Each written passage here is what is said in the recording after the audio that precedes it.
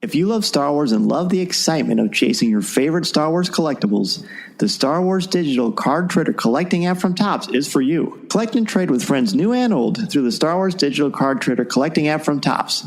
These are the cards you're looking for. Listening to Coffee with Kenobi, you are, with Dan Z and Corey Clubb, the podcast you're looking for. This is, yes.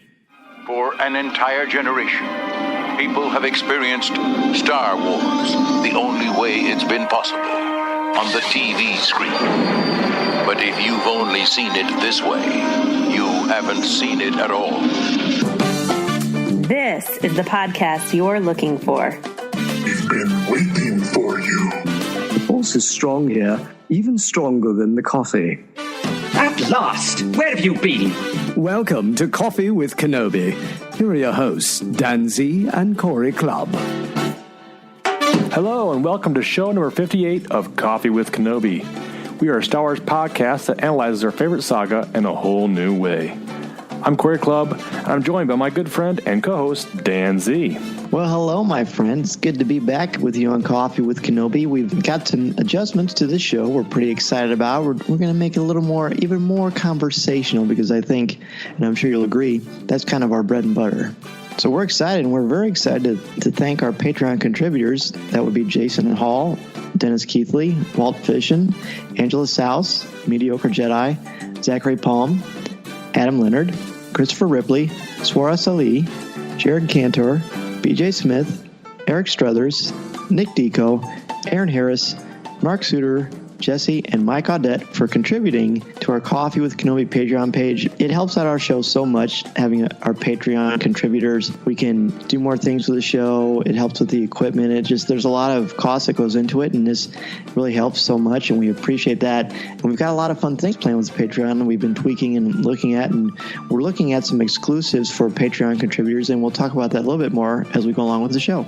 That's right, Dan. I want to say, too, I want to thank all our Patreon listeners listening, and folks want to get involved, feel free to check out our website there and get kind of hooked up with that and check out the details. I want to say, too, it helps us reach a little further, too, as far as we can to different cons we can't get to and whatnot. So it's really a joy to be able to bring more content for you guys. Absolutely. Yeah, and in joining Patreon, there's a lot of fun things you can get kind of as exclusives and whatnot. Coffee Kenobi t-shirts, coffee mugs, and just being possibly on a coffee chat of a podcast of your own. I think it's a kind of fun way to kind of reach out to folks looking to want to help us along and then do something a little extra, a little more personal, I guess, on their end and join us for a fun conversation about Star Wars.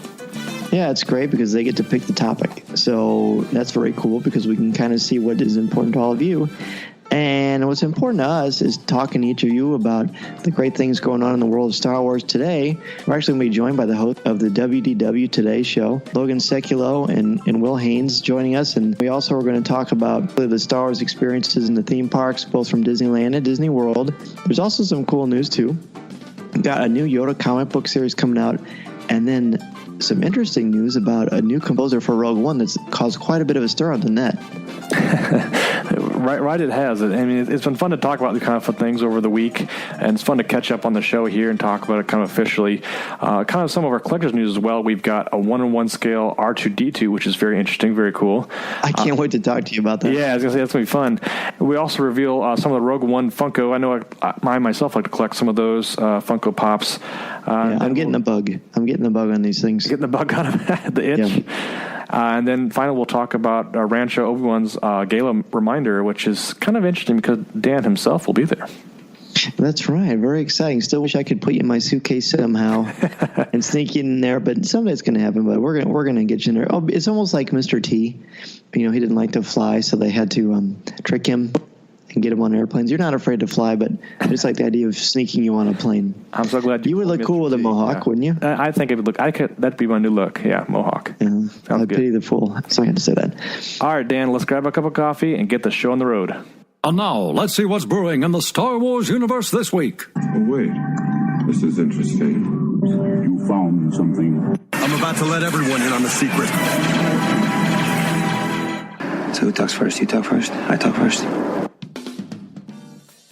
We've got our first news story here, and I'm kind of digging this new format a little bit. I mean, it's not that radical of a change, but again, I like the conversational tone, and we get to talk about the news that's going on in the world of Star Wars. And we had some big, exciting things going on September 16th. We saw that there's going to be a brand new Yoda story. We're going to learn more about Yoda's background. What'd you think about this? Yeah, it's interesting because, again, comics in itself is a different format. It's an art form, I guess, and it's and the way it tells a story. It's interesting to see it and read it on the page there, aside from maybe in a novel or elsewhere, and it's kind of interesting that way, and to do it in like a Yoda a comic and kind of center on him and get his perspective on things. It's always interesting because they always bring out these little nuggets of things. I know when they did it back in the Clone Wars, and even in most recently in Rebels Season 2, it was really interesting to see like his perspective and kind of glean little things that he's learning about in the Force. Well, and here's the impetus for this thing. Jason Aaron is writing it because it's set in Star Wars, just like the one-shots they've been doing of the Obi-Wan Kenobi journal. I guess the framework for this is, as a lot of you have seen, is that Luke is reading Obi-Wan's journals. He's reading about a legendary Jedi Master, but he doesn't realize that he's reading about Yoda, which is very cool. And also, before we jump into that, the time frame is before Phantom Menace. Oh, I mean the journals are set before Phantom Menace. Gotcha. That's how the word is going to take place. Huh. Yeah, that's interesting. It's almost like it's a little scary. We know what's going to happen type thing. Like when you're watching the prequels, you kind of know what's going to happen, like along the lines of having seen the original films. And this is kind of like we know what's going to happen to Yoda. We kind of know what's going to, I guess, some aspects of what's going to go down, and maybe his thoughts and ruminations on how he perceives things, and maybe outside the Jedi Council too. So that's cool. Well, it's going to be an interesting challenge because StarWars.com has a great article about it. Dan Brooks interviewed Jason Aaron for this. He's still a very wise Obi-Wan, makes an appearance as a very young man. Yoda is tricky because he's sacred. He's sacrosanct. There's a lot in Clone Wars about him. It's still a little broad strokes besides the final arc of Yoda in Season 6, really. But he's someone that is important. We don't know a lot about him. I don't even think we'll still find out about his species or the planet he's from. But it's going to be cool. Salvador LaRocca is drawing this, and he did the entire 25 issues of Vader. And for my money, he's about as good as it gets with the detail that Star Wars is. So, I mean, you're an artist. I mean, I'm sure you love him. Yeah, I love him. He's a great artist. He did a lot of X-Men series and such over 3 years. I think he did some Avengers as well. So, yeah, it's interesting to see. Like you mentioned too, Yoda's one of those people that is, I would he'd be difficult to write, not just because the way he talks, but just the way that.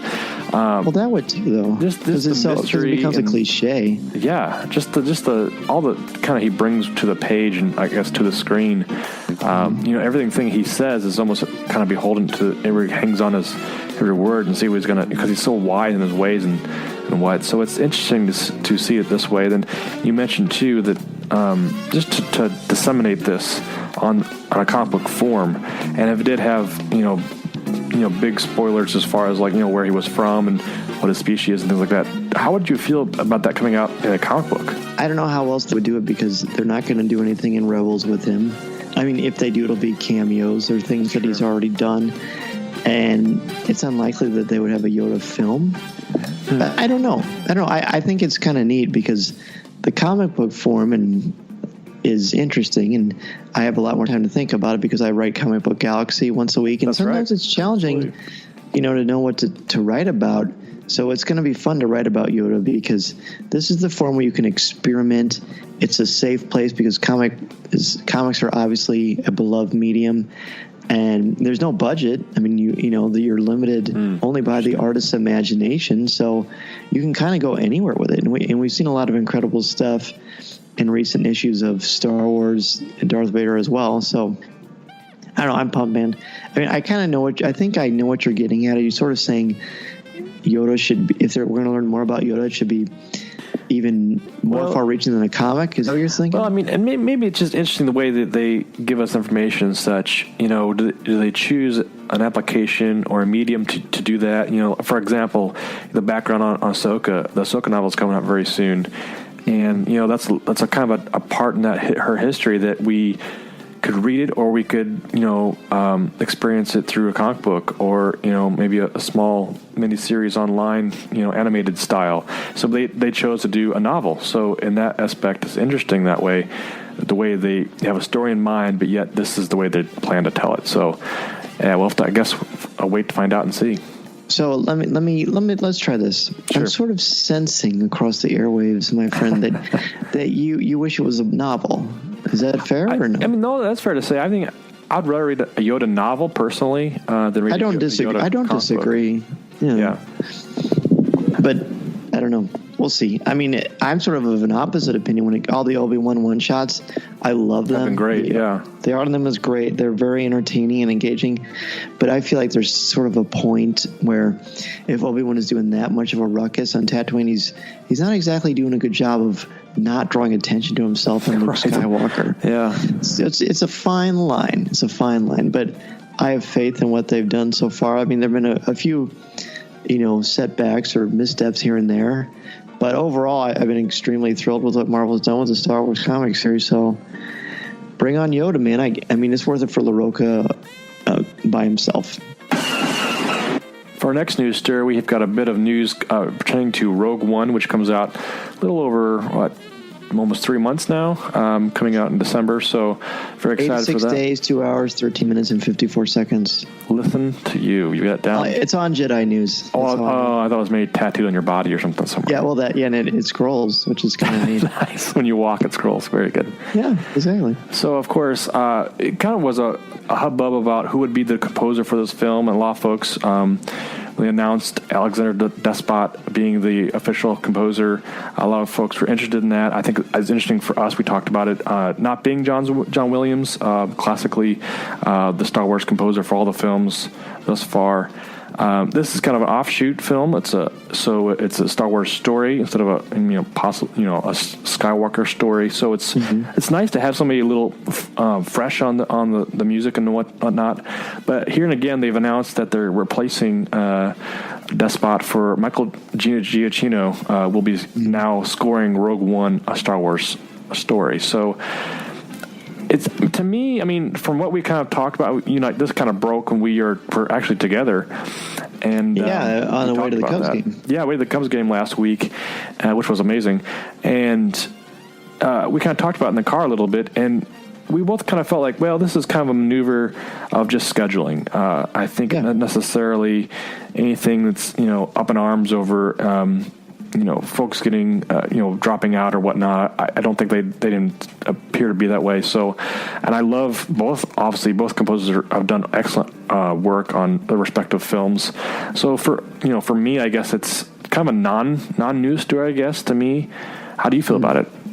I don't think it's a non-news story, but I think, and I keep translating for you, all this Yoda talk has us rethinking how we speak. I think that it's big in that it was going to be Alexandre Desplat. I hope I'm pronouncing his name correctly. It'd be great if he was listening to the show and he could write and chime in. Yeah, sure. Yeah, absolutely. We're happy to have you on any time, my friend. There were reshoots on Rogue One, which that in itself sends ripples through some of fandom. Yeah. And people panic, they're anxious, and hey, I respect that. I understand that. Star Wars is sacred to all of us, and we want it to be great. So then they lose the composer, and the film's going to come out very soon. 86 days, 2 hours, 11 minutes, and 27 seconds. Thank you again, Jedi News UK. So it makes you panic. Is it ready? Why are there more reshoots? Blah, blah. So Giacchino, who was sort of rumored to do it originally, he works a lot with Abrams. He even made a cameo in The Force Awakens as FN3181, which I didn't know until I saw this link. Interesting. But he stepped in. He had some time with the reshoots. It sort of changed the scheduling a little bit. Alexandre wasn't available. He already had another thing committed that he was booked for. So it sort of changed things, but I see what you're saying. It's a news story, but it's not really a news story. It's purely scheduling. There's no ill will or bad feelings. It's not a sign that it's not going to be good. I don't think Justin Bieber will have anything to do with it. So I think we'll be in good shape. Well, other thing too is Giacchino has a link to J.J. Abrams himself from Lost. Exactly. And so I mean he's got a lot of good things under his belt. I think it's not. I don't think I wouldn't take one composer or another. I mean, I wouldn't know how to rate those guys. And same. So it's not like it's a big hit for me as a fan to be like, oh no, this changes everything, So, but it sounds like too that Giacchino himself has been pretty busy with Doctor Strange. He posted a photo on Instagram, and so he himself been working on some big scale movies, and I think he can handle it. So I'm looking forward to hear what's going to sound like. Our next news story, I just want to give a quick thank you to everyone for their support of the Target Rogue One commercial. #ShareTheForce, Corey. It's been quite a ride. It's been great fun. In a response to our behind the scenes show with the cast, has been wonderful. It's fun to reflect on and talk about. I haven't officially talked about it on the main show, but I think everything I needed to say was already out there on the special show that was released. So if you haven't had a chance to download or listen to that, please do so, because it was fun, because Corey and I never really talked about it. And so that was, as our precedence here, we talked about it on the air for the first time. That's right. And I mean, how much fun. I mean, I even think back, I see it here and there, other people actually posting it and, linking to you, and it comes up my page. It's fun to see that too, just folks kind of chiming in and saying, hey, Dan, good job. Really cool to see you, and stuff like that. And I have to watch it again when it comes up. So it's fun to watch again and then see it in other spots too. Recently, they did a quick little small spot for some of the Rogue One merchandise that'll be coming out very, very shortly here next Friday. So it's very cool and encouraging to see where Star Wars will kind of be in a year from now, and who knows, maybe you're 10 more commercials and whatnot. No, but and I'm open to that. Hey, there you go. I know it reflects so much as you as a fan. I think we spoke about this a lot on the insider's look for the commercial. So if you guys haven't checked that out, go ahead and do so. But it was a lot of fun, and again too, I want to say thanks to our Coffee with Kenobi family for, helping us champion this little spot on, and it's very fun, and thanks so much. It's still pretty thrilling to see it, of course, because it's just neat. It's still surreal to me. But twice, 2 weeks in a row on the Star Wars show, they've showed the entire commercial or just clips of it, and they went to Jennifer's house and Jennifer Landa's house, and she showed them around all the cool things she has with Star Wars. So very, very fun. Thanks again to everybody for all their support and well wishes for this incredibly unique experience. And Dan, speaking of unique experiences, for our next news story, our good friend Ryder Waldron stepped in for us at Salt Lake Comic-Con recently, and he threw on the blaze orange for Coffee with Kenobi and kind of reported on our behalf.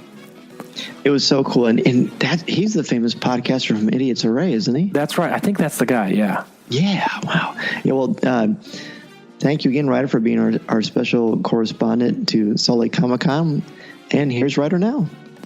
Hey everybody, this is Ryder Waldron, Coffee with Kenobi blogger and Salt Lake Comic-Con correspondent, with my recap of Salt Lake Comic-Con 2016. This was my 6th Salt Lake Comic-Con, and it had to be my favorite. It felt like it had the most Star Wars guests of any so far, and the most Star Wars panels.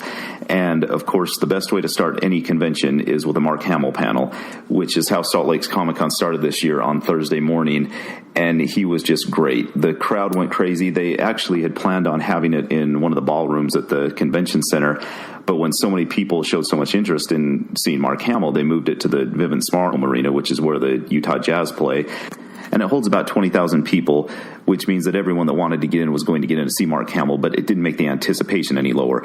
I got there about 8 o'clock in the morning for the 11 o'clock panel, and there were already people lined up ready to get in. And this being his only appearance at any Comic-Con in North America, and he was only there for one day, made it all the more exciting. And it turned out to be his biggest panel ever, and the biggest panel at a Comic-Con ever, so that was really cool. I was able to see Mark Hamill at my college in the late 90s in a ballroom of a couple of thousand people, and then last year at Star Wars Celebration in Anaheim, which had several thousand people, and so it was cool to see even a bigger panel with him. The whole lower bowl was filled at the arena, and then some people in the upper bowl, so it was really cool. The crowd was really excited when he came out. and he really played to the crowd. He acknowledged that many people wanted to hear some little factoids, as he said, about Episode 8, but he couldn't even mention anything about it, which was he expected. He retold the story about how George Lucas approached he and Carrie Fisher about reprising their roles as Luke Skywalker and Princess Leia for Episode 7, but said he didn't think he would have to worry about that because Harrison Ford is too rich and too cynical to accept the role as Han Solo again.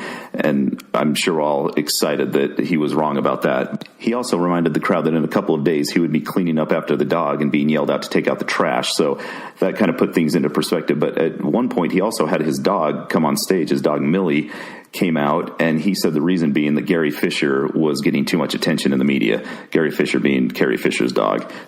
So that was kind of a funny moment with Mark Hamill. He also admitted that he made Luke Skywalker as whiny as possible in A New Hope so that he could have a trajectory for his character as he went on through Empire Strikes Back and Return of the Jedi. I thought that was really interesting, and that he was actually conscious of actually making Luke Skywalker fairly whiny, which he did a great job of. At the end of his panel, the crowd went crazy because he said the next time he comes back to Salt Lake Comic-Con, he's going to do a 2-hour panel with an intermission. So I'm hoping that happens, and I'm hoping that happens soon, and I hope that I can get to go to that. That night, I was able to go to the Star Wars Trailer Park panel, which was moderated by Full of Sith's Brian Young, and on the panel were Pablo Hidalgo of the Lucasfilm Story Group, Amy Radcliffe from Full of Sith and Lattes with Leia, and Jawa James Floyd, who was a recent guest on Coffee with Kenobi. And they showed all the old trailers from the original trilogy up through the prequels and then to the current trailers today. And it was great to be able to compare them and see how far the Star Wars trailers have come. And, some of them weren't quite as great from the original trilogy, but it was still cool to see. There was a lot of logos blowing up in the old trailers, and you don't get that quite as much nowadays. But it was really cool to see those and get the insight of the panelists, especially with Pablo Hidalgo on there. It was really great. I was also able to go to another panel that Pablo hosted called Ready for Rebels and Rogues, where he kind of recapped where we are after Rebels Season 2, talked about, Ezra has gotten a little bit older. He's now 17. He was 14 at the start of Season 1. And he talked about how the Force predates the Jedi and the Sith, and they're just kind of sects of the Force, which was kind of interesting. Some fans asked about Thrawn, and he said that Thrawn had been discussed from the start of Rebels, that he had been discussed as a possible villain during Season 1, but he didn't think that our heroes in Rebels had earned the right to have this kind of a villain yet. So that just kind of makes me think that Thrawn is going to be one of the worst villains, one of the most evil villains that we've had in Rebels and maybe in all of Star Wars so far. So I'm really looking forward to that. It really got me excited, and it was really interesting to see how many fans were really excited to see Rebels. It was really, really cool. After that, he talked about Rogue One. He showed the trailers. He said that Rogue One is deep in post-production right now, and he also warned fans that we shouldn't lump Rey and Jyn together just for the obvious reasons that they're both females. He said they're totally different characters. They're going to stand on their own, and that we should be really excited to see Jyn Erso, and which I am really excited. I can't wait for Rogue One. He also said that between 2007 and 2009, Lucasfilm had discussed Saw Gerrera as a character in a live-action Star Wars TV show, but for various reasons that never came to be. But when they decided to have him in Rogue One, they only thought of one actor to play him, which was Forrest Whitaker. Pablo did say that he's almost done with the Rogue One visual guide, which should be amazing if it's anything like the previous work that he's done. And probably the favorite thing of mine that he said is, the more I learn about Qui-Gon Jinn, the more I think he's the perfect Jedi. And I couldn't have agreed more, and I think that's amazing. I love Qui-Gon Jinn. Any of you guys that have heard me talk about him know how I feel about Qui-Gon Jinn. So I thought that was really cool to get that from Pablo Hidalgo. After the Ready for Rebels and Rogues panel, I was able to go to How the Clone Wars Changed Star Wars panel, which was moderated by Brian Young, and he was joined by Pablo Hidalgo of the Lucasfilm Story Group again, Matt Martin of the Lucasfilm Story Group, the Mike Pilot from Full of Sith, Amy Radcliffe, and Christy Golden, who is a Star Wars author. And this might have been my favorite panel because afterwards I got to meet pretty much all of those people. I met Pablo Hidalgo as he was walking out, and he was super friendly. It's always kind of weird to introduce introduce yourself to people that you don't know, and they get people introducing themselves all the time. But I was able to meet him and Matt Martin. They were both just super nice guys. They were really great. And I'd met Brian Young previously, but I was able to meet Amy Radcliffe, and she was great also, really, really nice and friendly and willing to talk for a minute. And also Mike Pilot, who was just awesome. I mean, he was a super friendly guy and, acted like he knew me. I don't know if he did for sure, but he was really nice, friendly, talked to me for a minute, and, just exciting to meet him finally after listening to him for so long and full of Sith. So that was really fun. And I think most people would agree that the best part of conventions is meeting these other fans that you've either talked to online or listened to on podcasts. And my son kept pushing me, go talk to him, Dad, go talk to him. I'm like, yeah, I don't know. I don't want to bug him. And then he finally really encouraged me to go talk to him. And it was great. It totally paid off and made the whole convention that much better. Another Star Wars panel I was able to go to was called Star Wars Books, Writing the Force, and this was moderated by Jawa James Floyd. And on the panel were Christy Golden, E.K. Johnston, who wrote the new Ahsoka novel, Cecil Castellucci, and then Matt Martin from the Lucasfilm Story Group. And the thing that probably excited the crowd the most was when Christy Golden said, it doesn't matter if you're a girl hero or a boy hero. And that just really got the crowd riled up, and I thought it was totally cool and totally true also. And after this panel, I was able to meet the Jawa, James Floyd, and he was a totally cool guy. I really appreciated taking the time to talk to me, because I'm sure he gets people trying to talk to him all the time about Star Wars, and just totally cool guy. He was busy at the convention, as all these people were, and they were just really gracious to take enough time to talk to me and my kids. I finished the convention by going to the Full of Sith panel, which was on Saturday night, and about halfway through, it was really cool when James Arnold Taylor came on stage, and the crowd went crazy. My kids loved it because they love the Clone Wars. They love Obi-Wan Kenobi. And of course he did Obi-Wan's voice, and he was just really cool, just really relaxed, took his time to hang out and talk to the fans, answer questions. And that's what I just really love about going to these conventions, is you get to interact a little bit with some of these people you only see or hear on TV. And I really appreciate Corey and Dan letting me be the Salt Lake Comic-Con correspondent. I appreciate them letting me do this recap on here and writing blogs each month for Coffee with Kenobi. If you'd like to get in touch with me, my Twitter is @Ryder Waldron DDS. If you want to email me, my email is ryderw@coffeewithkenobi.com. If you want to hear me talk about Star Wars more, you can listen to the Idiots Array podcast that I do. And right now, I'll turn you back over to Corey and Dan. Thanks a lot.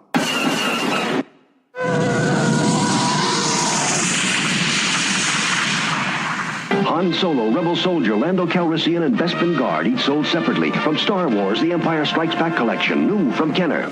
Looking? Found someone you have, I would say.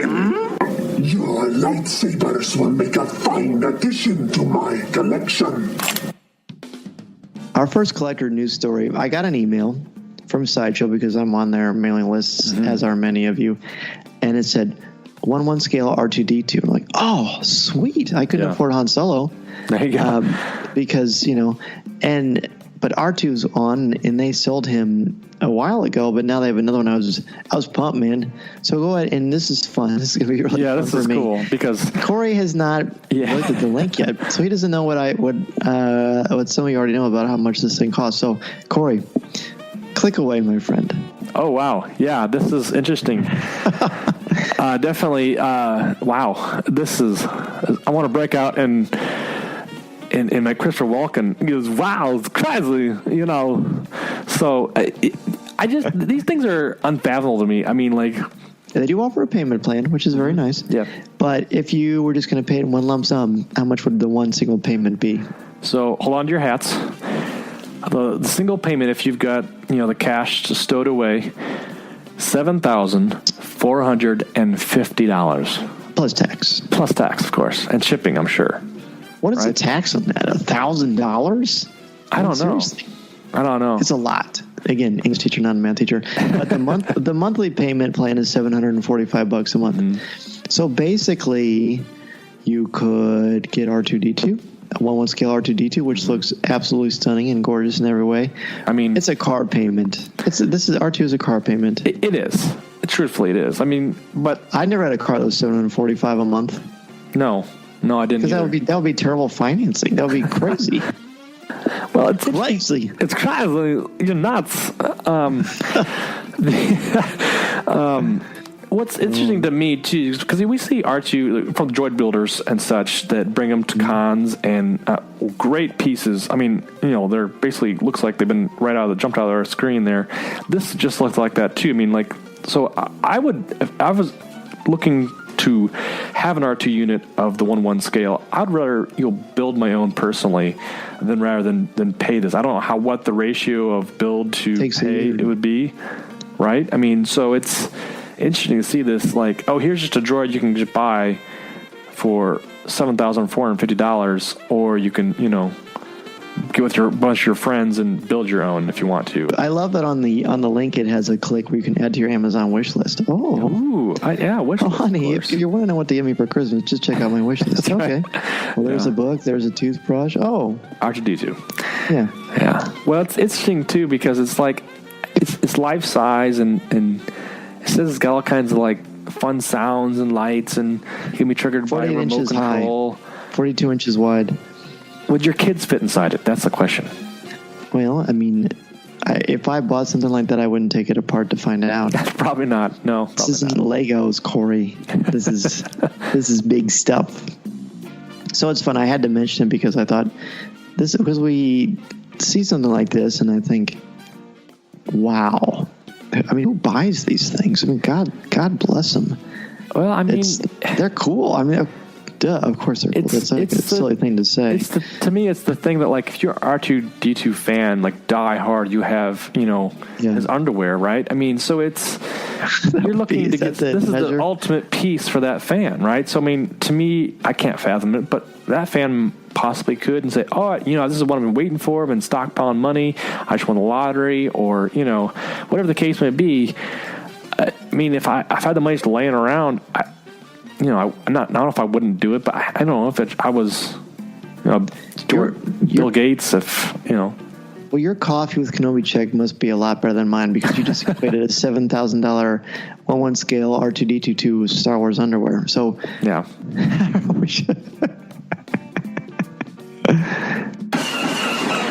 So, Dan, for our next collector's news, we're getting some of the Funko Pops.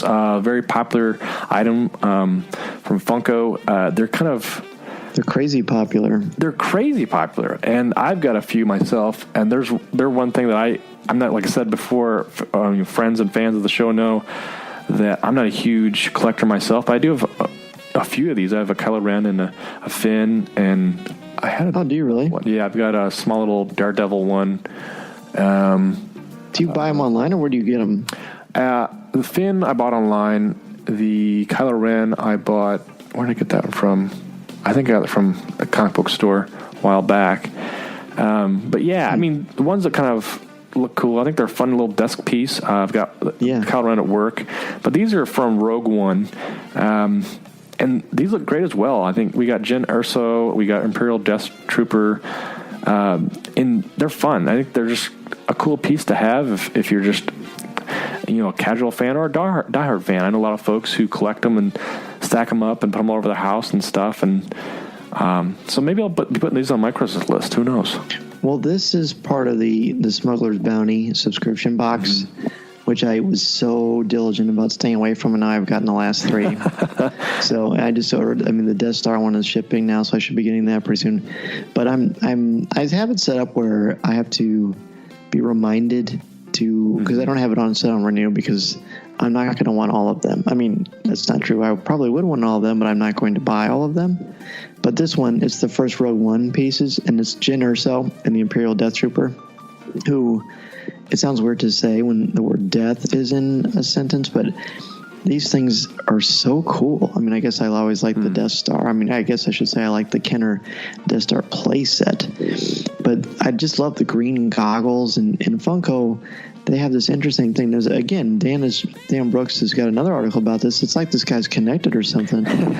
But he interviews the designers, and they talk about sort of the challenge of looking at menacing but still keeping the pop style intact. Yeah, you're right. The balance of that is like that cute face, but yet, they're conniving or they're evil or maybe they're just kind of looking sly or whatnot. But, it's interesting, The big eyes kind of give them some kind of cuteness, but yet they're holding a blaster that's going to, take into action. So it's cool to see these. I'm excited to see the other ones that come out maybe later in the year as the film gets closer and closer to us.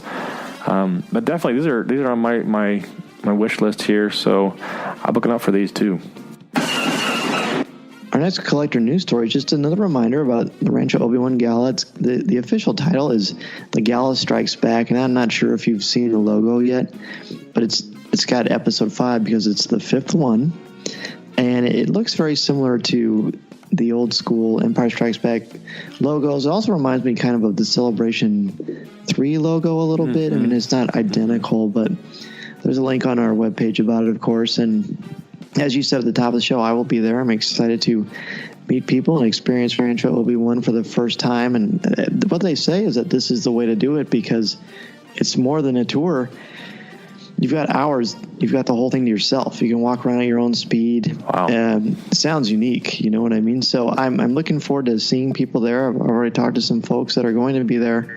It's going to be a heck of a great time. So I hope to see as many of you there as possible. Yeah, it's like you said, the logo itself is really cool. It's kind of a throwback vintage style logo. Yeah. Celebrating 5 years of inspiration from Rancho.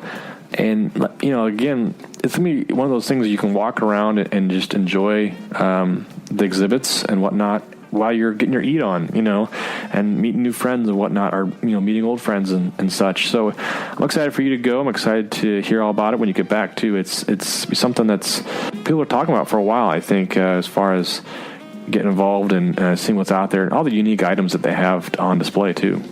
The last thing we want to talk about with our collectors news is we want to talk again about our Patreon page. We've added a new feature for people who donate $10 or more a month. You're going to get an RSS code, a link to an exclusive Coffee with Kenobi show once a month. And don't worry, if you are not someone who is doing that, no problem at all. We completely understand. We get it. It's not going to change our regular show. We're not going to save the good, juicy bits for the exclusive. That wouldn't be fair. I mean, this is a free show, and it's always going to be that way. This is going to be extra stuff. If we have different ideas about things as we're taping, or something comes out we didn't get a chance to put into the show, or just want to kind of babble on and just sort of, it's going to be a little more free form than our normal show, but it's going to be an exclusive for people who contribute $10 or more a month. And I'm really excited about the opportunities that this presents. At some point, as I've said before, I'd like to do videos that will be exclusive. So I think it's going to be really cool. Absolutely, Dan. And like you said, this is nothing that we're going to take away from our main show or our other shows as well. I mean, they're going to still bring all the intensity that they do. And folks looking to get a little more involved, you get a little something extra to fill their time and fill their plate. And like I said, Dan, it's going to be something we can kind of branch out a little bit. Maybe it's not something we want to talk about on the main show. It's something that's kind of we've been thinking about or whatnot, and maybe off key a little bit as far as just something fun and something exciting. So I'm looking forward to that, and looking forward to expanding and getting in touch with our Patreon friends. I want to take a moment to thank our sponsors. The sponsors for Coffee with Kenobi is the Topps digital card trader collecting app from Topps. It's a great app. We've been talking about it for a long time now. And kind of what are you looking for these days, Corey? Yeah, it's interesting because there's so much out there you can get. They just came out with a brand new Rebels pack that you can get specialized Rebels inserts. They've got all kinds of die cut things. They've got the old vintage comic book style. They got a droid series. I mean, plus all your favorite characters coming as collector's cards and common cards as well. So you can do all kinds of stuff. They've got, every day seems like they've got something new coming out or adding to a brand new marathon chase or just an insert chase to be able to get a hold of some great old style stuff. As far as like if you're collecting from the 1977 original series, it's got those types of stylings and those kind of designs. Yet they also have stuff from Force Awakens, so it's a lot of fun too. Yeah, and I would assume that as September 30th, my birthday, rolls around, hint, hint. And Rogue One gets ready to get rolling, I'm sure that we're going to see cards on the app from Rogue One, just like they did for The Force Awakens last year. And it's great because you can set it up where you can get notifications right to your phone when there's a new pack that's out. You can open free packs every day. And the way you can do that is because you get free credits every day that you open up the app. And one of the most fun things for me, and you and I work on this with our text messaging too, is you can trade with your friends. Yep. exactly. And I think it's so much fun because if I'm not getting one that I'm looking for, I can trade on the app itself through the app. And then also, it's fun to cool too, because some of the best ones I've got that are actually autographed ones. They're digitally autographed by the actors themselves. So I always send Dan a little text saying, "Hey, check out what I got." So I think it's kind of a fun way to play the game as well. So check it out. A lot of screenshots have been sent back and forth from one another with all the cards we find. Be sure you can also, besides the trading, get in the packs every day. There's just a lot of opportunity there. You can download the app for free from iTunes or Google Play. The Star Wars Digital Card Trader Collecting app from Topps, Corey. Yeah, these are the cards you're looking for. Well, hello there again, my Coffee with Kenobi friends. This is Nick Dico, your friendly Force Ghost guide to all things Star Wars video games. And it is September 2016, and once again, we are in the middle of some crazy, amazing news for everybody that's a fan of Star Wars video games. Earlier this month, we learned that the Star Wars Battlefront DLC for the Death Star was going to be released on September 20th. Which means get your piloting skills ready because you're about to fly some amazing missions in the trench run. Unfortunately, I had to record this before I had a chance to dive deep into the game before it came out, which means if you'd like to follow my reaction before the October review comes out for Coffee with Kenobi, just follow me on Twitter at Nick Dico, or just use the hashtag CWK, and I'll be tweeting about it all the week of when it comes out for the season pass holders, which is the week of September 20th. However, that being said, I have some special fun stuff in store for you in my second half of my segment today, in which I do a pseudo-live review of the Star Wars Battle Pod game that is currently at Dave & Buster's across the country. I decided to do a little recon for you guys and then tell you what I thought as soon as I got finished playing the game. However, since this is another month about Battlefront, I wanted to just step back a little bit and talk about how Battlefront has played a key part in the Star Wars universe when it comes to video games. As you recall, as a diehard video game player as you are, my Coffee with Kenobi friend, that Battlefront is actually the third iteration of the franchise, which Battlefront 1 and 2 coming out quite a bit ago. Both 1 and 2 were classic hits for the consoles when they were being played, and more recently, Battlefront 2 had a very lengthy campaign in which it allowed you to become a clone trooper that turned into a stormtrooper for Vader's 501st Legion. Now, the best part of the Battlefront series is that it definitely tries to stick to the canon of the video games, of the universe that it plays itself in. So every time you're taking control of a character or of a mission or of a particular stormtrooper or rebel trooper, the video game artists and the companies behind it definitely do their best to try to keep everything as close as they can to the canon. And you can actually see some of perhaps the storylines they projected through those games in canon today. I'm reminded of the Star Wars Battlefront 2 campaign as a clone trooper going from a clone trooper to a stormtrooper, in which there is a very visible part of the game where the stormtroopers kind of question what they had to do with Order 66. And we see that. We see that in the Clone Wars saga, and then we see it in Star Wars Rebels, which is currently out, and with the more or less defection from Rex and his crew when they didn't want to join the Empire. So, that is actually something that can be really neat in some of these games. And so I encourage folks to look at, especially the new iteration of Star Wars Battlefront, and consider, I wonder what, could become canon out of these games and potentially a campaign one day for this Battlefront series, as we know that is coming down the line. But really quickly, before I wrap up my first half of the chat for you guys this month, I want to talk about what's coming out in the DLC and what to be excited. We know that Bosk is going to be the villain for the Empire, and they're taking a lot of his abilities from what was in the Clone Wars, of what we saw about his species. So that's really exciting. There's canon coming to life once again in a video game that you get to play the villains and the heroes. Another hero for the Rebellion is going to be Chewbacca, as we talked about last month. But a hidden hero we didn't know about that has been released in the trailer that dropped the week of September 16th is R2-D2. Oh, get excited.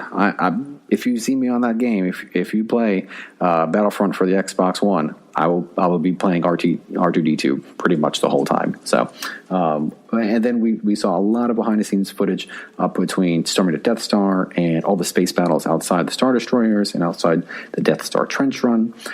You can be Darth Vader's TIE Advanced. You can be Luke Skywalker's Red 5.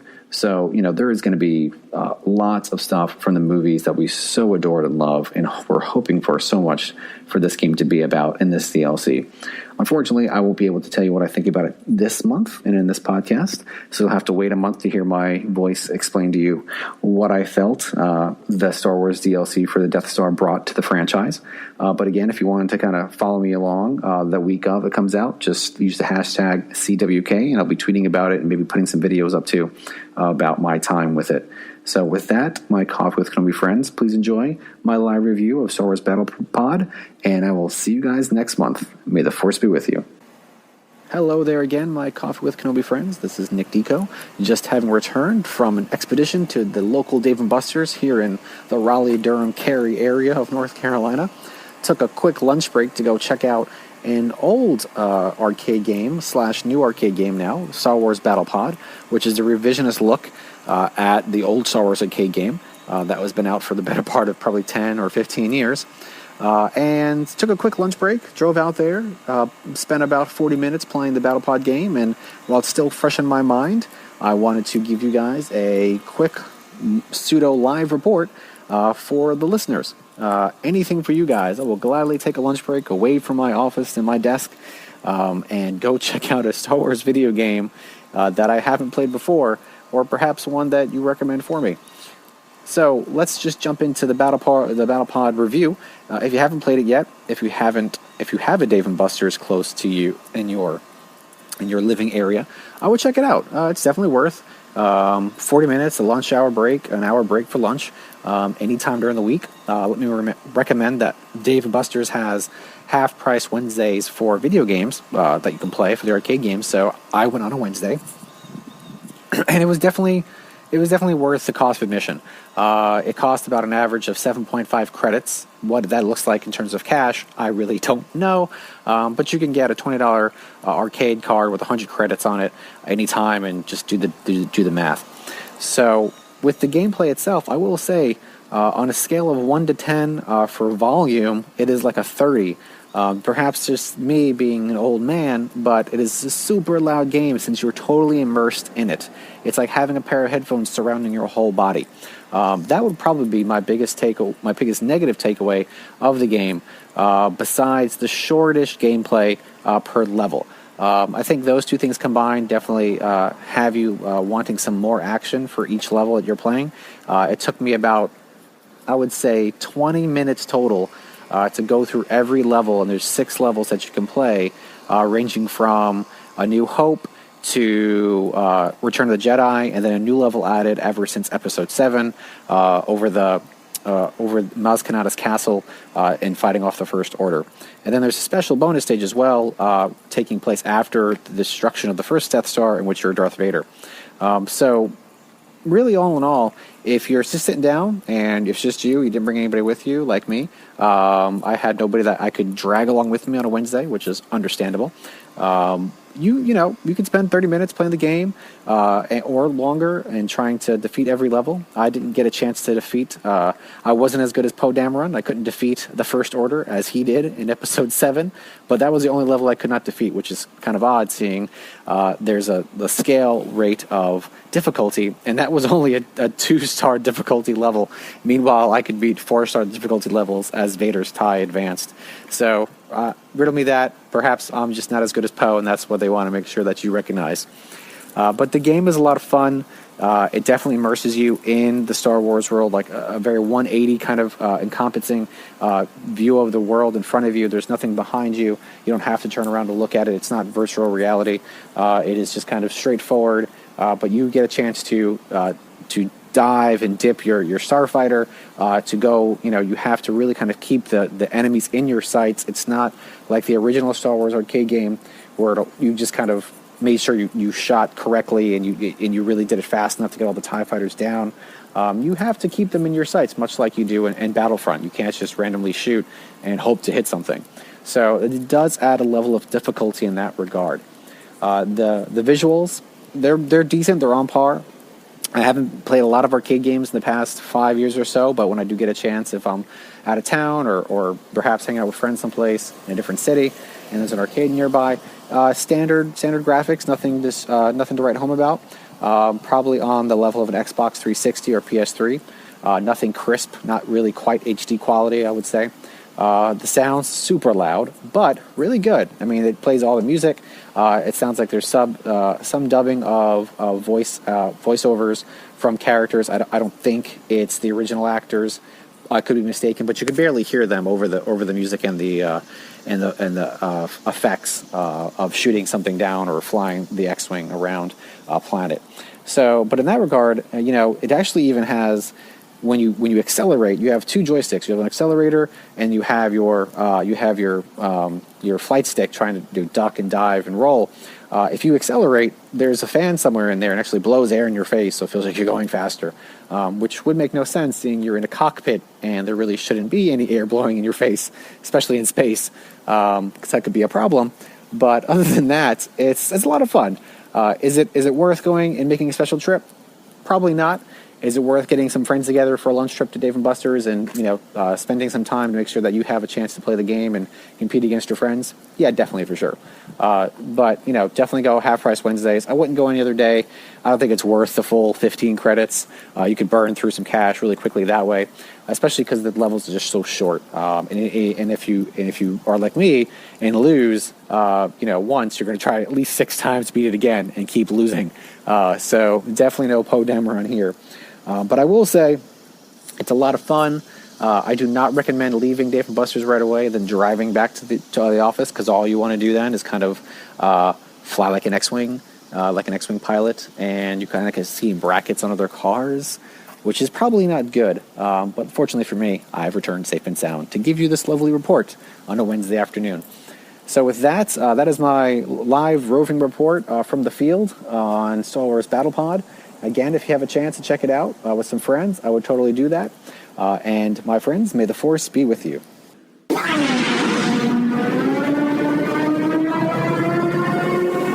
Luke, you're going to find that many of the truths we cling to depend greatly on our own point of view. I must be allowed to speak. You've taken your first step into a larger world. Our topic for show number 58 is the latest Star Wars experiences in the Disney theme parks. What are some of the differences between Disneyland and Disney World, especially when it comes to Star Wars? How does the franchise impact visitors throughout the parks? What are some of the collectibles that we have hoped for and that we enjoy seeing so far? And how does Star Wars reach every generation through the Disney theme parks? Joining us for this topic are two of the hosts of the longest-running Disney podcast, WDW Today, Logan, Sekulow, and Will Haynes. This is our first ever crossover with the popular show, and we are honored to have a cup of coffee with them. Welcome, Logan and Will. Hi. Hello. This is like that thing you do. We're like, hi. And then we're done. We're done. And get rid of us. That's right. Thanks for having us. We're definitely listeners. I'm definitely a listener of Coffee Kenobi, and Will's enjoying a nice... I have a coffee right here. And I'm having a Diet Dr. Pepper. They both sound like excellent beverages, and it's so great. I mean, I've been such a fan of this show, your show, the old regime and the new regime. You guys have just picked up where they left off beautifully. That was an old show? I don't know. Well, we refer to them as the evil empire. Yeah, exactly. Yeah, well, that's perfect for Coffee with Kenobi. The old Republic. That's right. Or they can be, the First Order, whatever you prefer. So let's no, we're the First Order, I think. Yes, well, there you go. I'm the Kylo Ren version of Matt Hotchberg, so it's fine. As long as he's not Han Solo. So gents, what are some of the differences between Disneyland and Disney World as far as the Star Wars presence? So much right now. I mean, there's a lot of changes happening every day, it seems like, for Star Wars and the theme parks. I haven't spent as much time over in Disneyland since they've added a lot of the Star Wars experiences, but you do have some similarities. But the big differences are, honestly, Walt Disney World has some amazing experiences going on when it comes to what you have at Disney's Hollywood Studios. Star Wars Land hasn't opened yet, and it won't for years, but Star Wars has taken over Hollywood Studios. Around Disneyland, you have Star Tours, and you have your Jedi Training Academy, the launch bay, and you'll have overlays of rides, but it's not as much don't know. It just doesn't feel like the anticipation is quite there, like it is right now like it is over at Hollywood Studios. It's Star Wars-ish, where Hollywood Studios, like I said, is theoretically in many instances Star Wars land, because there are at least 4 or 5 attractions right now, if you include shows that are Star Wars themed. So to me, it's heaven. I love going to Hollywood Studios. It's become weirdly, as they've closed more and opened more Star Wars, it's started to become especially my favorite park to go to with my son. And it's just a blast. If you want us to get into more specifics, we can. But in general, Star Wars Land is upon us, and Hollywood Studios is celebrating it in anticipation. Yeah, I'd call it almost Star Wars Land light right now. Right. See, I find that fascinating. And typically, I mean, I was a cast member for a year in the college program years ago. But the past year, I've been to Disneyland a lot because of the show and Celebration Anaheim. So we just went at the end of July. We had a break when we were, in LA for that Target commercial. I had to put a plug in there for that.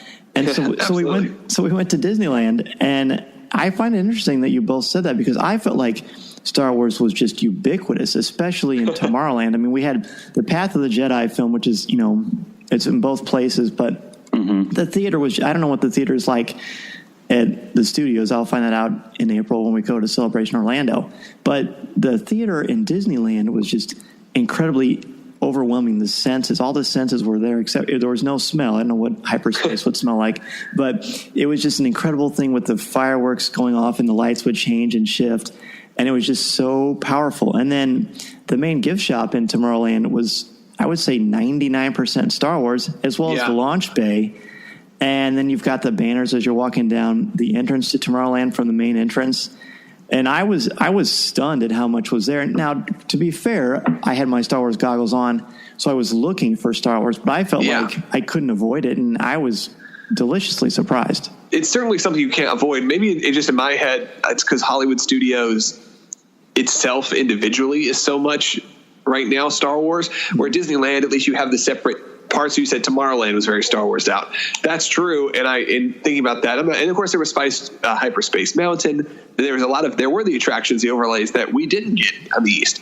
Right. But to me, it's you walk in, and maybe it's just because Hollywood Studios almost was built to be Star Wars land when you have the Chinese theater in front of you and all that. I don't know. It just feels so natural that everything is just there. And you're right. It has Path of the Jedi, and the theater for Path of the Jedi at Hollywood Studios is nothing really to say anything about. It's an old theater dangerous? It sounds dangerous. Yeah, theater, there you go.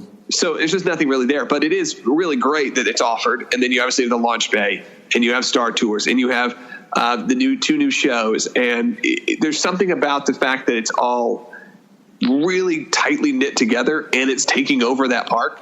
I don't know. It gives me a different emotion, because Disneyland, I'm there. Maybe it's because I'm there for Disneyland, not just for Star Wars. But right now, I'm going to Hollywood Studios for Star Wars, and there may be some extra things we do, but really not for me. Most of this, I do Star Wars and Disney Junior live on stage right now with my kids at a certain age.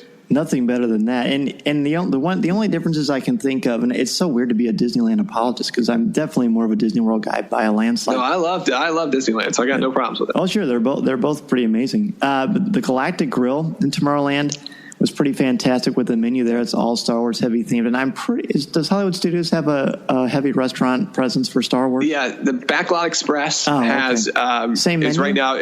I'm not sure if it's the same menu. It's Darth Vader chicken and waffles. It is a Darth Vader burger, a black burger. The only blue milk I saw was I did the Star Wars, the big fireworks show dessert party, and they had adult version of blue milk that was complimentary, and they had which is what you want, right? I mean, of course.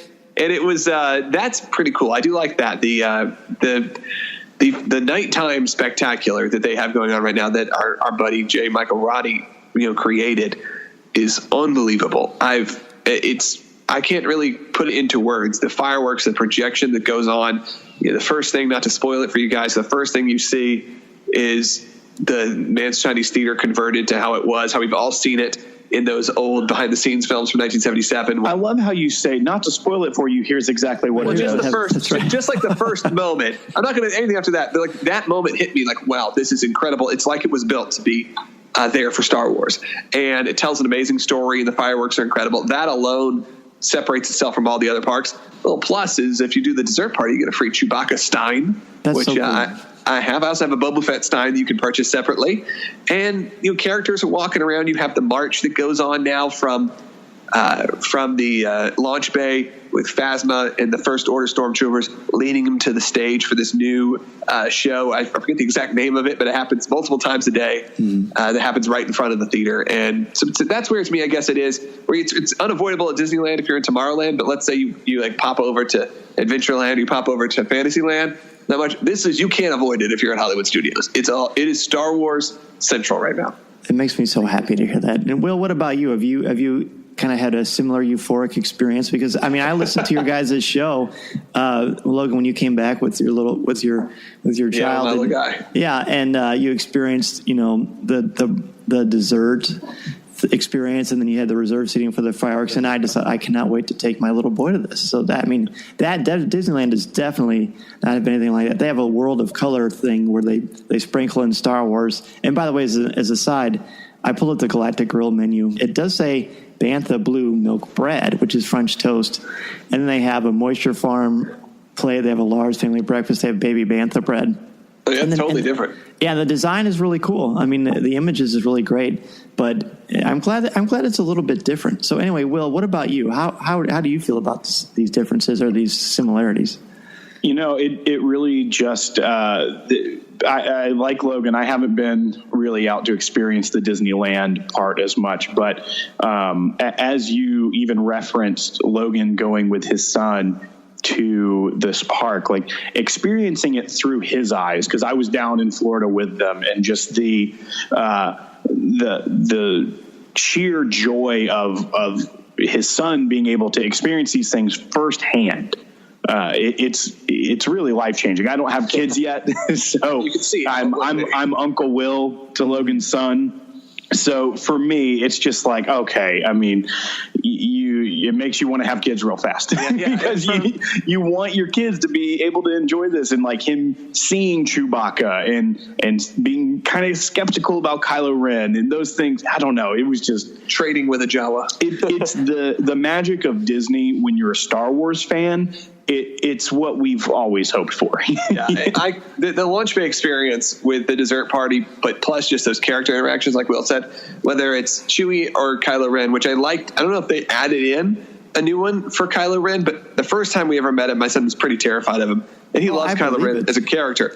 But the second time, they added the spiel that they give, because he speaks, which is frightening alone, was to try to persuade him to turn to the dark side, because he felt the Force inside of him. And my son thought that was the funniest thing ever. And he loved it. And he loved Chewie, but he loved that Kylo Ren experience. It was different than before. So they kind of were able to adjust to, this is a 4-year-old. Let's actually not try to terrify Let's him. not frighten him too much. And then to have the Jawa interactions where he traded a paperclip and then they gave him a couple old photo pass cards. Just that was hilarious. And it's where and he was so proud of those photo pass cards. It's so clever and organic too, the whole thing. Yeah. And Kylo Ren, I visited with him in Disneyland, and I had my Coffee with Kenobi t-shirt on, and they made a big deal about that, how that was the light side, and it was the same spiel, I'm sure. But when he's walking back and forth, and the fact that it's Adam Driver's voice, it is intimidating. I don't care what the age or your level of force ability. It was definitely scary. I do want to throw out real quick, the launch bay was amazing, but the Hyperspace Mountain, I haven't been on Space Mountain, guys, in probably 20 years. And so I forced myself, no pun intended, to do that because I thought I'd have to experience everything Star Wars. And I think calling it Hyperspace Mountain, and I've said this before, is a bit generous. I mean, the music is different. You see TIE Fighter stuff a little bit. You hear Akbar's voice. But other than that, it really is just a simple overlay. So, I mean, it's cool, but it's definitely not something that you'd fly out just to see. Yeah. Did they switch it? Is it to, hey, I'm the Disney guy. Probably should know this. Did they switch it to Ghost Galaxy this year for Halloween, or is it still Hyperspace Mountain? As far as I know, it's still Hyperspace Mountain. Yeah, because usually the Halloween time is they put in a Halloween overlay over. Sure. They do over it. And I've done that one. And that one's okay. Same kind of thing. Like, it's fine. Yeah. Crazy long lines for, it is what it is. It takes about the same length as building a lightsaber, is what I found out at Walt Disney World, which takes about 45 minutes. Well, you mentioned that's a perfect segue because and you both mentioned it so wonderfully, and I completely agree as a father of 3 myself, being able to experience Star Wars through your children's eyes at these parks, and being at Disney itself is already amazing. But how do you guys think that the franchise impacts visitors throughout the parks? I hope in a very positive way. And to me, I was a Star Wars fan. Probably this may sound blasphemous to my Disney audience, but I was probably a Star Wars fan first before I was a hardcore Disney fan. I liked Disney growing up. I watched the movies, but I got the tapes in 1995 when they did their big THX re-release, and my life was changed. Well, and I feel like as a kid, you may enjoy going to Disney, but you don't understand the fandom. Yeah. But whereas Star Wars, you can get the toys and you're watching them at your house. Right. I really feel like a lot of people's first experience being a fan of something probably is Star Wars at this point. Yeah. So to me, it would make total sense that most people, I have heard some detractors who are like, man, this is Disney. I wish it was more Disney, less Star Wars at this point. But to me, it's all one big happy family. But to me, the guest experience has got to be positive. To me, when it comes to Hollywood studios, yes, 2 of the things are movies, 2 of them are shows, and there's really 1 ride at this point. But we know what's coming, and we know it could be, if it's like Avatar Land, it may be coming in 5 years or 6 years. It may be by the time, which kind of freaks me out because my son is right now, he's almost 4, and I didn't want to introduce my kid to Star Wars until a little bit later. Like I kind of said, it changed my life. I want him to see it when he's 7, 8, 9, when you can really kind of appreciate it. But it was unavoidable. It was impossible. Star Wars is everywhere right now. He was born at a time. The day he was born was the day that Episode 7 was announced, was the day the Disney acquisition happened. And then the movie comes out 3 years later, and he's a little older than 3. And it was just impossible and that's just part of my little Star Wars history. I'll always remember that because I remember getting a text from Terry, who's on the show on WDW Today, saying, hey, I know you're busy with baby, but Disney just bought Star Wars and we're getting Episode 7. It was a really rough day. The baby was not like this pleasant, everything was great. The baby was born. It was like 27 hours, horrible. So it was like an incredible stress reliever to me to find out I was getting Episode 7. And with that, I do think there's this generation of Star Wars fans of kids, and they're able to market to them well, that are going to grow up with it. And I think that as long as they're entering the parks with the expectation of it being there, then the guest experience will be good. It's some people that maybe don't understand how that Star Wars has become part of the Disney company so much that maybe will have maybe a little bit of a bad taste in their mouth, especially as Star Wars Land gets built. But overall, I think it's an incredibly positive guest experience. From character interactions to obviously Star Tours, getting the Jakku sequence, or which kind of hurts the narrative of it, but you still get this amazing moment, or BB-8. I don't understand the complaints that do happen, but most of the people I see are just thrilled because there's a good chance if you're a hardcore Disney fan, you're also a pretty big Star Wars fan. And really just being in the parks and seeing how many people have on Star Wars swag. Right. I think, that's when you were in MGM back in the day, you would see people that had Star Tours stuff that they'd picked up at the park. But now just the shift in the common visitor that's wearing Star Wars merchandise to the park, it's noticeable whether or not you're in Hollywood Studios or if you're in Epcot or Magic Kingdom or Animal Kingdom. You're seeing people that are there for Star Wars now. So I'm excited about the future of the Disney era of Star Wars because I think it has it's brought it to a new level for the people like Logan and I who have been fans since we were children. It's neat that we're guaranteed it's going to live on for our children. Yeah, I think there was some report that was like, none of us will live to see the last Star Wars film. Yes. And where that's like the most horribly depressing thing I've ever heard. It's also really encouraging to know that, my father was in his 20s when A New Hope came out, and the fact that he was able to pass that on to me, my son will be able to then, and then also his father, my grandfather was 40. It wasn't like he was a incredibly old man he was in his 40s going to see the first films. So I love the fact that it's going to be multi-generational, that we're still going to have it. And I love that Disney World's going to be part of that. If we know anything, they're not building Star Wars Land to last for 5 years. No. They're building Star Wars Land because it's going to be there in some form of iteration, probably until we die. And I don't mean that in some weird morbid way, just in truth. It will most likely be there just as much as the Haunted Mansion is be there. Much as the Harry Potter experiences over at Universal will most likely be there for decades to come, because they have become so much part of pop culture. And I'm so thrilled to see this next generation of Star Wars fans just embrace everything that's coming out. And I just couldn't be more pumped. I mean, the fact that my 3-year-old is asking to watch, by word, say, I want to watch the Rogue One trailer, it just shows you, and knows the word trailer, just shows you how much Star Wars has permeated culture. It includes the Disney World. When your kid's first 3 words are Mama, Dada, and Yoda, you know that you've got a good kid there. Sarlacc. That's right. You've got something special. Well, I was going to ask about how does Disney use the Star Wars brand to reach each generation, but I think you've both nailed it pretty well. I mean, one of the bonuses is that it continues to reinvent itself every generation, and you've got the Clone Wars, you've got Rebels, you've got comics. It basically permeates every level of popular culture. But in a way, I mean, what's nice, and my wife can certainly testify to this, she's not necessarily a big Star Wars fan, but she appreciates it, and she knows how much it makes me happy and the kids happy. So you can avoid it if necessary in the parks, but it's still there, and it's not abrasive. It's very welcoming. It's a very family oriented saga, even though some may take things in darker tones, and there's certainly darker themes in the Star Wars universe. We've certainly talked about that a lot on our show, but I think it's just the right sprinkling of family entertainment that appeals to you, whether you're 3 or 93.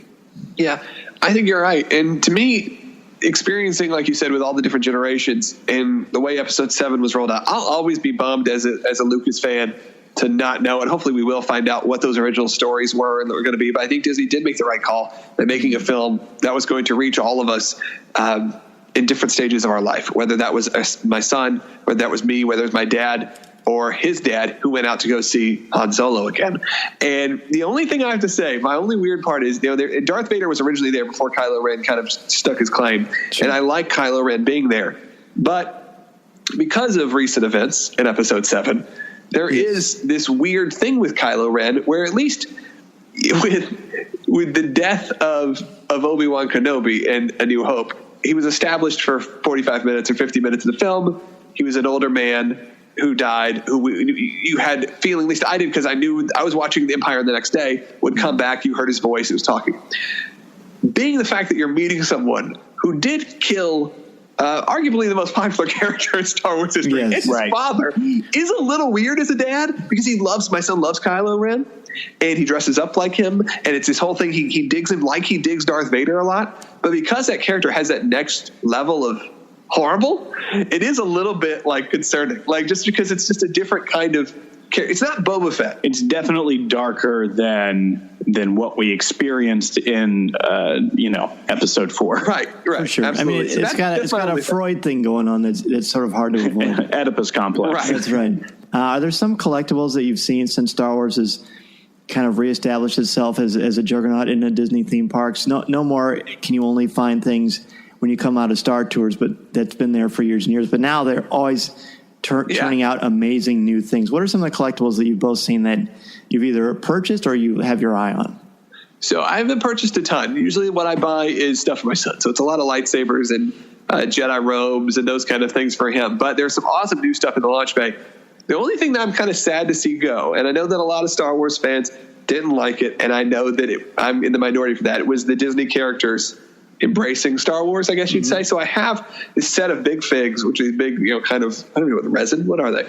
Statues. And I have that's right. Mickey as a Jedi. I have a Donald Duck in carbonite. Nice. I have a Chewie that's goofy, and then I have a Slave Leia mini. You bought that one. So creepy. Yes. I had to have it. It came in.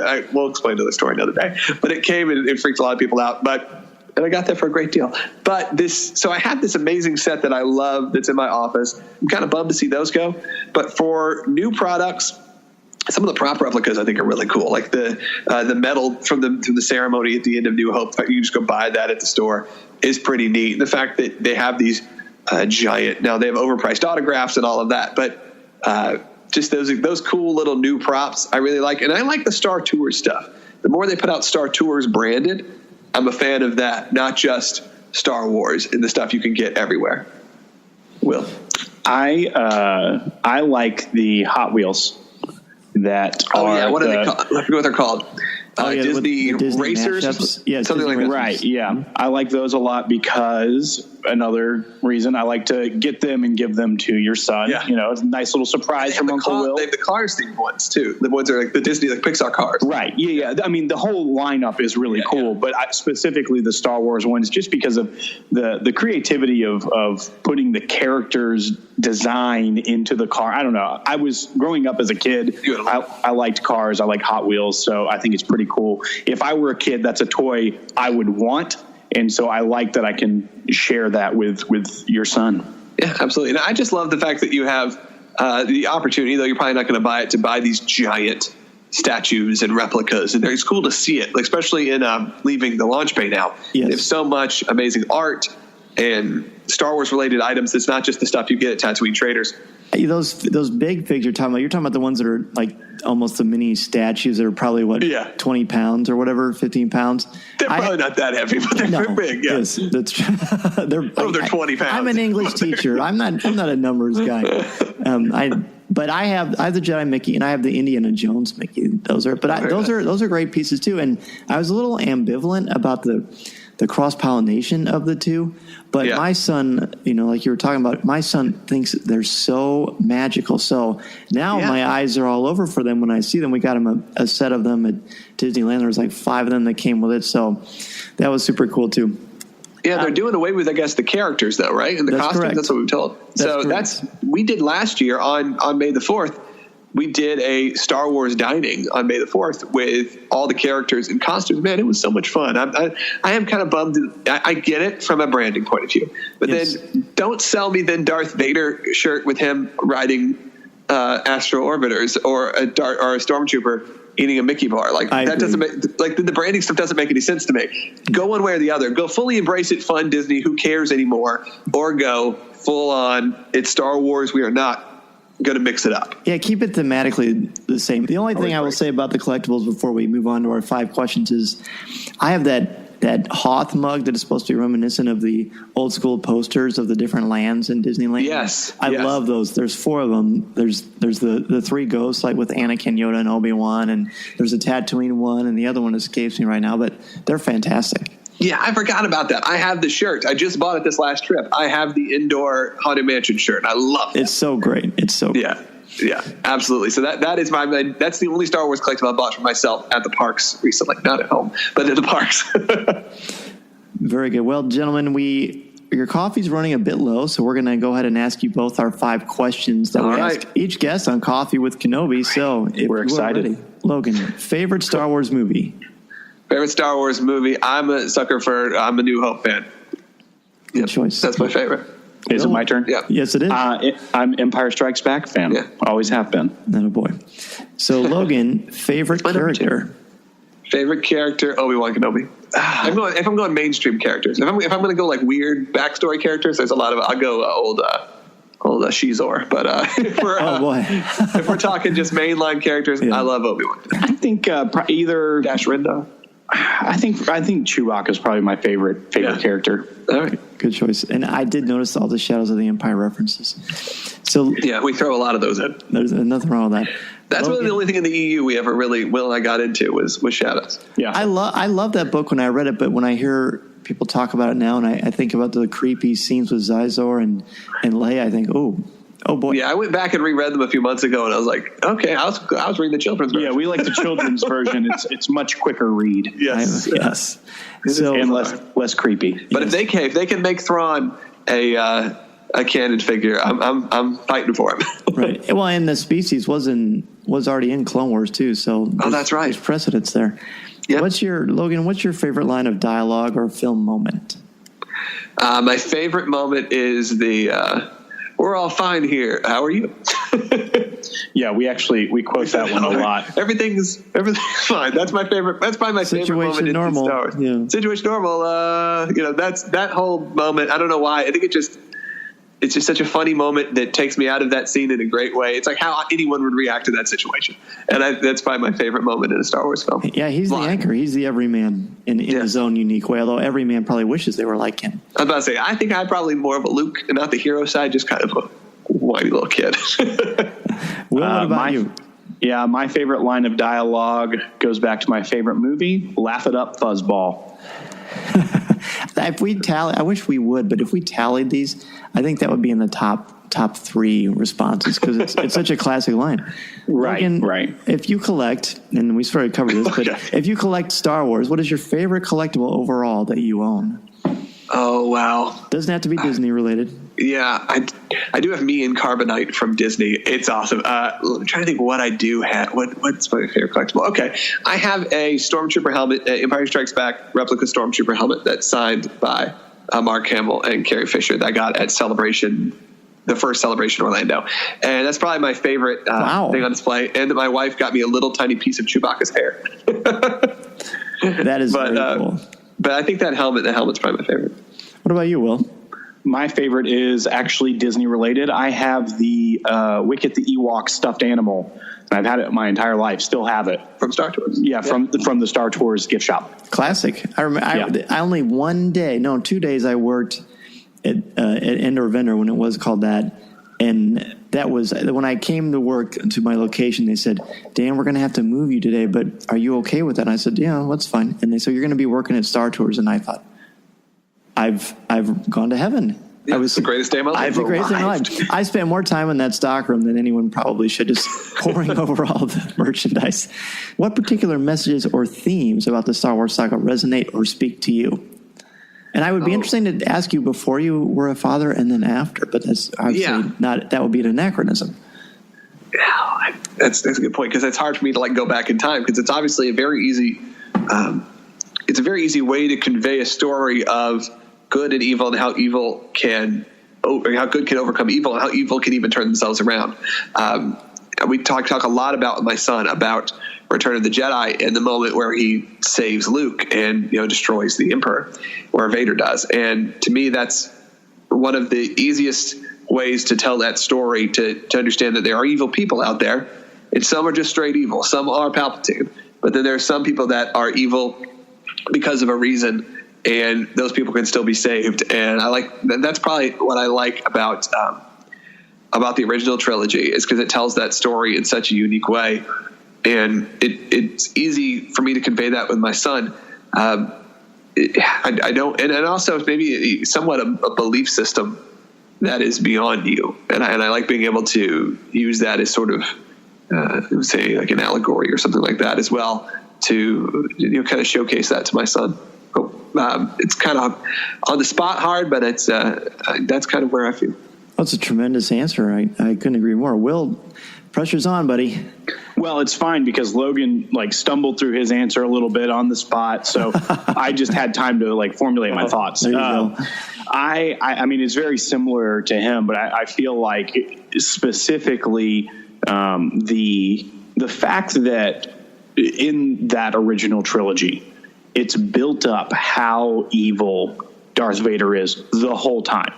There's not a glimmer of good, really, if you're watching them back to back for 5 hours. So the fact that the redemption of Darth Vader at the end, after it's been built up how evil he is, that really that redemption isn't outside of right. So they took this evil character that when you see a picture of Darth Vader, it personifies evil at this point for the vast majority of culture. Just the fact that he is a redeemable character in the end it's a pretty cool message to me. So. Well said. Also, well, see, you guys should have a podcast. You were on it. We can't thank you we can't thank you enough for being here on Coffee with Kenobi. Again, it's one of the great things about this show for me is over time I've been able to talk to my favorite podcasts, and I've said this before, but as I'm listening to you both talk, I feel like I'm mowing the lawn or driving to school because I've been listening to you guys since the beginning. So it's really a pleasure for me as a fan and a podcaster to have you both on. So thank you so much. Anytime we can talk Star Wars, man, just feel free to invite us. Yeah, thanks for having us. We got to be stuck in the Disney World for too long, and sometimes when we have the opportunities to talk more in Star Wars, get Star Wars guests on, but our audience kind of freaks out on us.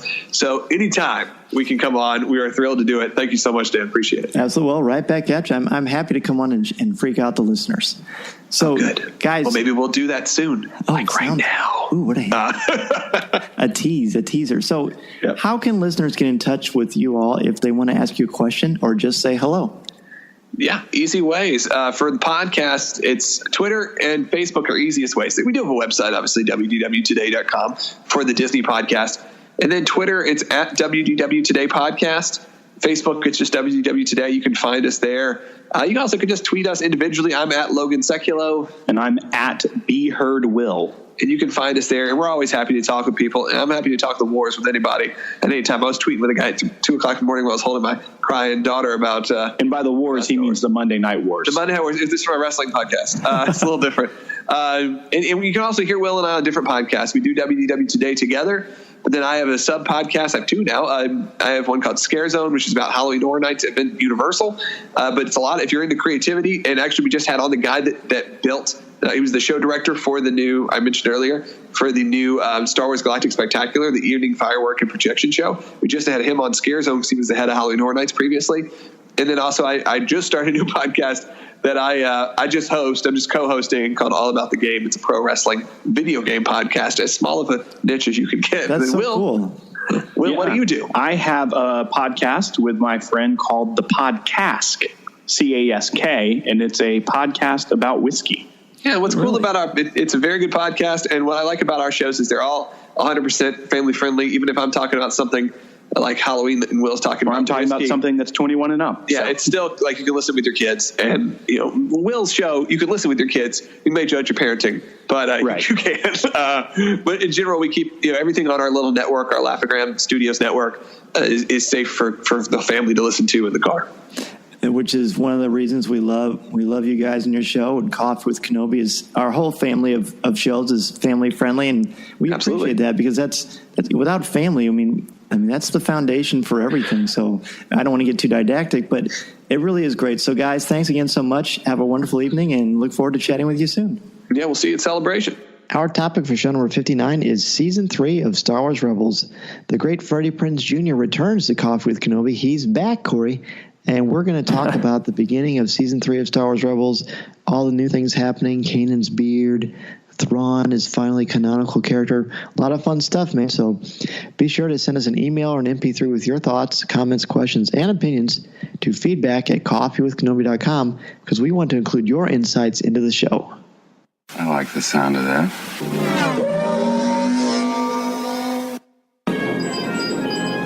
Echo 3 to Echo 7. Hano, buddy, you read me? I saw part of the message. I seem to have found it.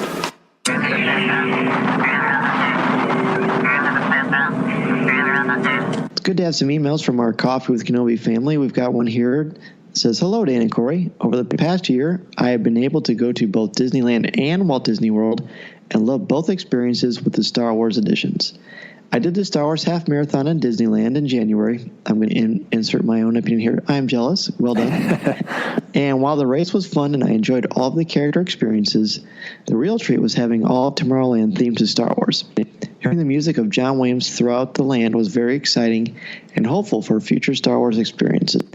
I enjoyed the Path of the Jedi movie featuring the Skywalker saga and found the Hyperspace Mountain to be just okay. I did meet Chewbacca, and that was a real highlight. In Walt Disney World Hollywood Studios, the outdoor shows like the March of the First Order and A Galaxy Far, Far Away showed me how much people love Star Wars because every showing was packed. I liked how they put everyone in a theater to watch the behind-the-scenes film instead of Disneyland, where it was just a TV off the side of the launch bay. I met a Jawa and Kylo Ren, and both those experiences were surreal. The Path of the Jedi movie was shown here too, but since it was June, they showed highlights of all of The Force Awakens, including the spoilery ending. They didn't do this at Disneyland since the movie was still pretty fresh. She goes on to say, I was bummed because the Galactic Spectacular fireworks show premiered after my June trip, but I have seen it online and am very impressed. It is very clear that Star Wars popularity is continuing to climb, and I am insanely excited for the Star Wars experience. If it's trying to mirror what Universal did with the Wizarding World of Harry Potter, I might need to move to Orlando when it opens and visit every day. Thanks for all your work. It was awesome to see Dan in the Target commercial. I wrote about you in our blog about a year ago, and I still love listening to your podcast every month. Keep up the great work. And that's Claire, also known as @CPipes. That's C is CEPIPES. So thanks a lot, Claire. Wow, you've done such a great job of kind of giving us a rundown of what you saw in Disneyland. And I'm, like I said, Dan, I'm jealous. The run would be a fantastic thing to do and experience that. And I so want to do that. My family and I are going to Disney World we'll see, last week in January, I think it is. And we're very excited to see what all the Star Wars stuff will be there. It's been a couple of years since we've been there. So kind of interested to see what the Star Wars presence is like coming right off of Rogue One. It's great, too, because Disneyland is pretty fresh in my mind, having gone there at the end of July. And you're going to go there in the end of January, early February. So then when we go to when we go to Orlando for Celebration Orlando in April, we're going to have a lot of cool stuff to compare and contrast. Mm-hmm. And it was incredibly fun to talk with Logan and Will from WDW Today on the show about this. So, Claire, we appreciate your email. You are clearly an amazing Star Wars ambassador, having gone to both coasts and running in the half marathon. Very, very cool. We raise our coffee cups to you, my friend. And thank you for the kind words about the Target commercial as well. If you love Star Wars and love the excitement of chasing your favorite Star Wars collectibles, the Star Wars Digital Card Trader collecting app from Topps is for you. Download the free app from iTunes or Google Play and collect your favorite images from the classic 1977 Star Wars cards to Clone Wars, Star Wars Rebels, The Force Awakens, and much more. Collect and trade with friends new and old through the Star Wars Digital Card Trader collecting app from Topps. These are the cards you're looking for. Chewie, get us out of here!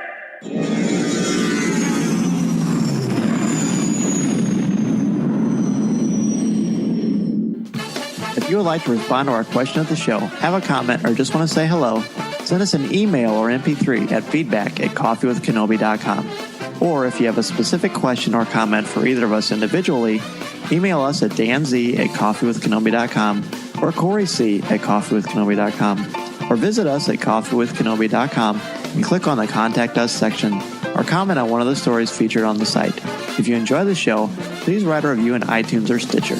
You can also like the show on Facebook at facebook.com/coffeewithkenobi, as well as keep up to date at our Twitter feed at coffeewithkenobi. You can also find us on Tumblr at coffeewithkenobi.tumblr.com. If you enjoy the jazz music, the album is Eye to Eye by Steve Torok. Give the evacuation code signal. That's it for show number 58 of Coffee with Kenobi. Huge thanks to Logan, Sekulow, and Will Haynes for being our guests on tonight's show and for discussing the Star Wars experiences in the Disney theme parks. We had a great time with those two, and look for my appearance on WDW Today, which will be in the show notes as well. It was a bit of our crossover. We had a great time. And speaking of WDW Today, be sure to check them out for the best in tips and plans for your next Disney World vacation. And a huge shout out to our Patreon contributors, Jason Hall, Dennis Keithley, Walt Fishin, Angela Souse, Meteor Jedi, Zachary Palm, Adam Leonard, Christopher Ripley, Swara Salih, Jared Cantor, BJ Smith, Eric Strothers, Nick Deco, Aaron Harris, Mark Suter, Jesse, and Mike Claudette for their contributions to our Coffee with Kenobi Patreon page. None of this is possible without all of you in our Coffee with Kenobi family, so we appreciate it. If you also want to help out the show, we've got a number of affiliate links on the website.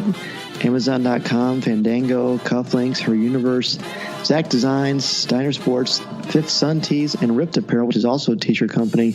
We've got a lot of things going on here. Mm-hmm. Every little bit helps, plus you get great merchandise when you click on our affiliate link, so everything you do when you click on those links, helps out the show tremendously, and we thank you so much. Yeah, I want to mention too, I actually recently clicked on some of that stuff. There's a lot of new stuff out there. As far as mashups and Rogue One stuff as well. So it's kind of cool to see those links and check those out. And as we get closer and closer and get to see new Star Wars stuff, it's cool to see all the new opportunities out there and apparel and collectibles out there to check out. So very fun. I also want to mention that our Coffee with Kenobi family of shows is out there for your listening ears. Legends Library, Rebels Reactions, Comics with Kenobi, Lattes with Leia.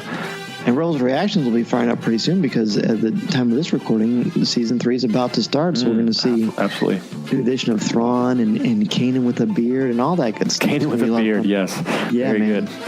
I couldn't help but mention, too, this wouldn't be possible without all our good friends and regular contributors, especially our media specialist, Lisa Dillard, our Coffee with Kenobi bloggers that blog for us almost every single day. There's something out there for us to read, folks to read and check out. Nick Deco for doing his video games segment. Everyone out there contributes to our show, and to all of you who listen to our show, and email Coffee with Kenobi. And don't forget to send us your comments and opinions on the topic for show number 59, the premiere of Season 3 of Star Wars Rebels. This podcast is not endorsed by the Walt Disney Company or Lucasfilm Limited. It is intended for entertainment and informational purposes only. The official Star Wars website can be found at www.starwars.com. Star Wars, all names, sounds, and any other Star Wars-related items are registered trademarks and or copyrights of Disney and their respective trademark and copyright holders. All original content of this podcast is the intellectual property of Coffee with Kenobi unless otherwise indicated. This is the podcast you're looking for. There's no one here. Move along. Move along.